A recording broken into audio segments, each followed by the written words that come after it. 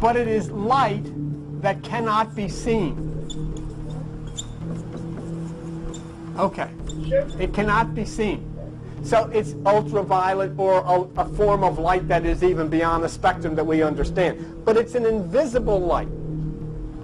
So your pineal gland could see it in the darkness, because it's not the kind of light like this is light, all right? So here then you go into the darkness, because you're going to try to activate that gland which can see this light, and you open the pineal. And here then, the pineal is able to see this light, which is no physical light at all. It's electromagnetism is what it is. Okay? So, in order to see the light, one must activate the pineal gland, because this light is invisible and cannot be seen with the physical eyes. It can only be seen by that single eye. So since we can't see in the dark, and the light, which is God, cannot be seen, it would mean, ready for this one, that the light is actually the dark, and the dark is actually the light. In other words, here I'm standing here in the light. You all can see me.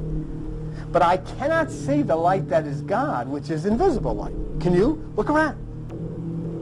So I know that in order for me to see that light, I should be in the dark, so that the light receptor, which is the pineal gland, would see that. There are several scriptures that are significant when considering this. Let's look at overhead B47 for a minute. Look at this.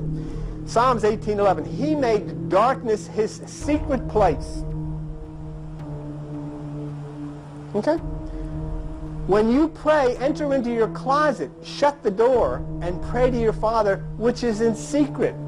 Whoa, wait a minute. You see two words there that are very similar? Secret and secret. Pray to your Father in secret, in his secret place. Where? In the darkness. Meditate in the darkness. Look at Amos here. Woe unto you that desire the day of the Lord. To what end is it for you? The day of the Lord is darkness and not light. And again, shall not the day of the Lord be darkness and not light, even very dark and no brightness in it? Why? Why does it have to be dark? Because the pineal gland becomes active in the darkness. And Jacob says, I have seen God face to face. You see, and I did this again last night. You may not like that. You may say, I want to meditate in the daytime. Go ahead. And I do too. Go to the beach. And it's 250 degrees and the sun is shining and everybody's sweating to meditate. Go ahead.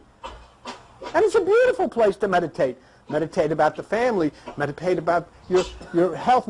But you're not going to make contact for a particular reason that the pineal gland is going to be closed down in that bright light. You've got to do this according to the way nature says to do it. Maybe the church doesn't like that. Maybe the pastors don't like that. Maybe the priests and the rabbis don't like that. But that's irrelevant, because this is evidently the way that the light likes it. You're created that way. Remember what we said last week? I don't like to use my mouth to talk with. I don't think I have to use my mouth to make sounds with. I would rather talk to you like this.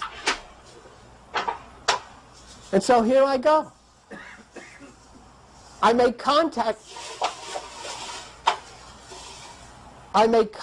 with you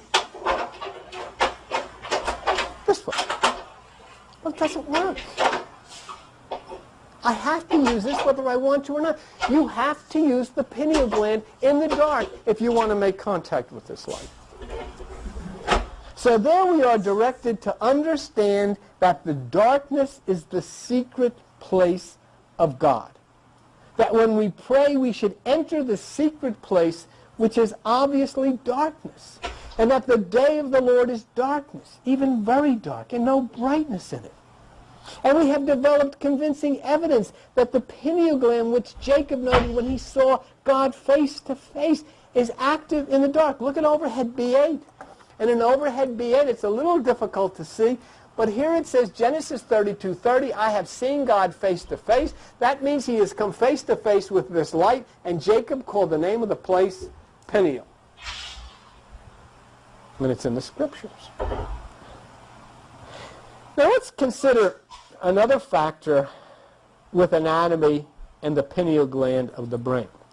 I want to show you overhead 10, and I want to show you which is a brain. There, it is. You want to see? Did you ever see an angel? Turn it upside down.